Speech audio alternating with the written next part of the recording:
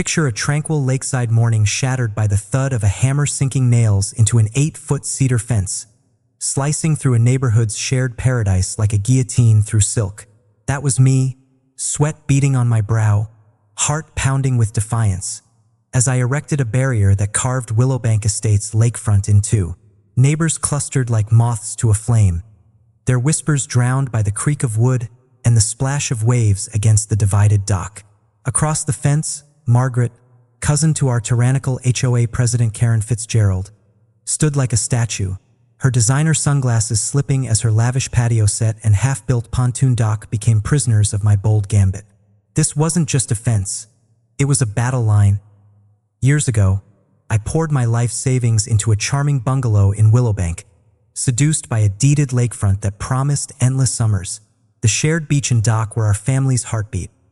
My kids, Lily and Max, diving into sunlit waters, their laughter echoing as they reeled in fish or sculpted sandcastles under twilight skies. That lakefront was our soul's anchor. Then Karen stormed in, crowned HOA queen, and turned our Eden into her personal chessboard. Moving pawns with a dictator's glee. Karen's reign unleashed a deluge of absurd decrees.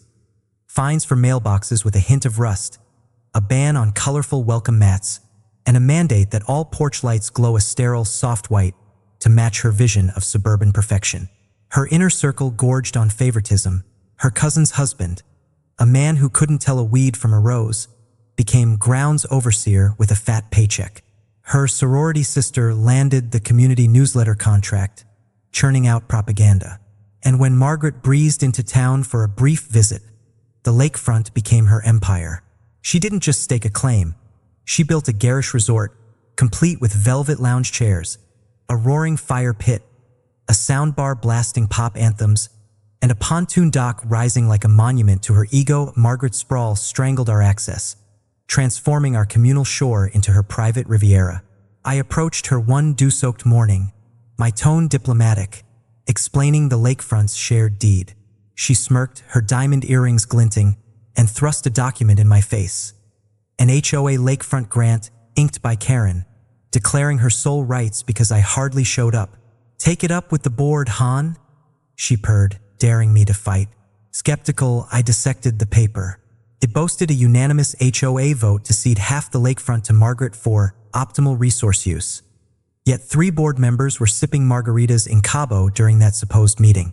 The stench of fraud was unmistakable. I phoned the county clerk and zoning office, who confirmed the lakefront was etched into my deed and others. No HOA could rewrite that without a legal marathon. Karen's grant was as binding as a napkin doodle. At the next HOA meeting, I laid my evidence bare. Karen's face bloomed scarlet, her manicured nails digging into her gavel as she shrieked that new bylaws granted her waterfront sovereignty. She threatened $750 daily fines for insurrection and flourished another phantom bylaw from a meeting lost in the ether.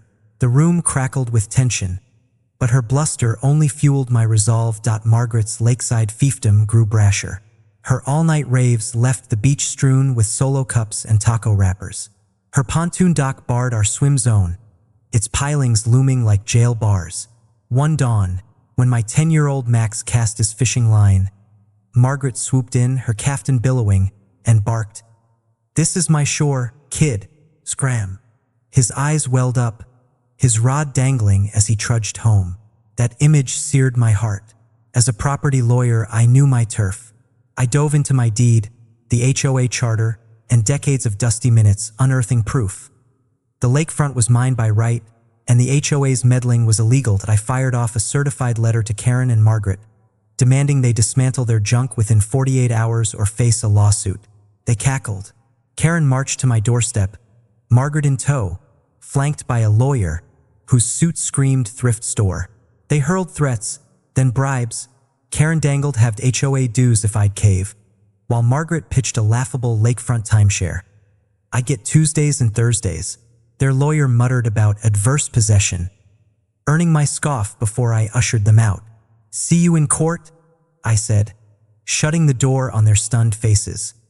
The deadline expired, and Margaret escalated, erecting a pergola frame that sprawled into my half. I hired a surveyor, whose laser-precise map confirmed her empire's overreach.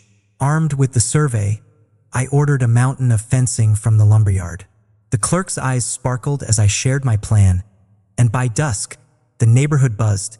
Texts pinged, "You're fencing the lake?" I replied coolly, "Just staking my claim." At sunrise, my fencing crew descended, permits in hand, hammers singing. We crafted a sleek, unyielding divide, cleaving beach, dock, and water with surgical precision. Margaret emerged as panels blocked her tiki bar, her mango smoothie splattering the sand like a crime scene. Karen barreled in, hair in foam rollers, her bathrobe flapping, trailed by a gaggle of neighbors clutching coffee mugs. Her meltdown was Oscar-worthy, screaming of vandalism, treason, even lake piracy.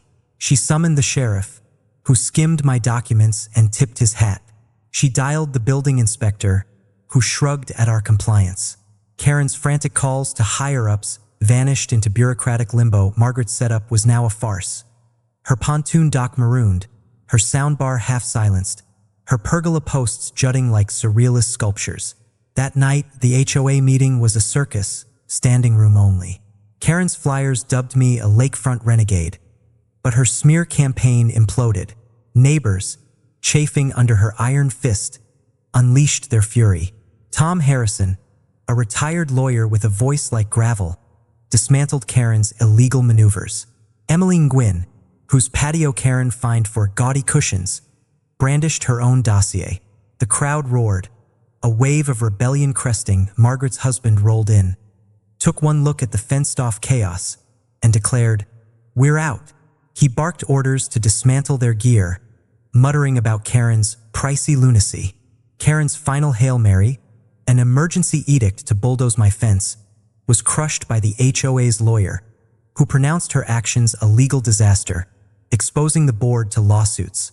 A snap vote booted Karen, her gavel clattering to the floor. But the reckoning deepened. An audit uncovered her siphoning HOA funds to fabricate Margaret's lease and inflate her cousin's landscaping gigs. Months later, Karen stood before a judge, charged with fraud, theft, and breach of duty. The gavel fell guilty. 3 years probation, 400 hours of community service, and $62,000 in restitution. She crumpled, tears streaking her mascara, her dynasty dust. Now I sip coffee by the lake, the fence standing tall, a monument to justice. The water dances, my kids dive in with fearless joy, and serenity reigns. If this HOA epic set your pulse racing, smash that like button and subscribe for more jaw-dropping neighbor showdowns. The next saga might just eclipse this one.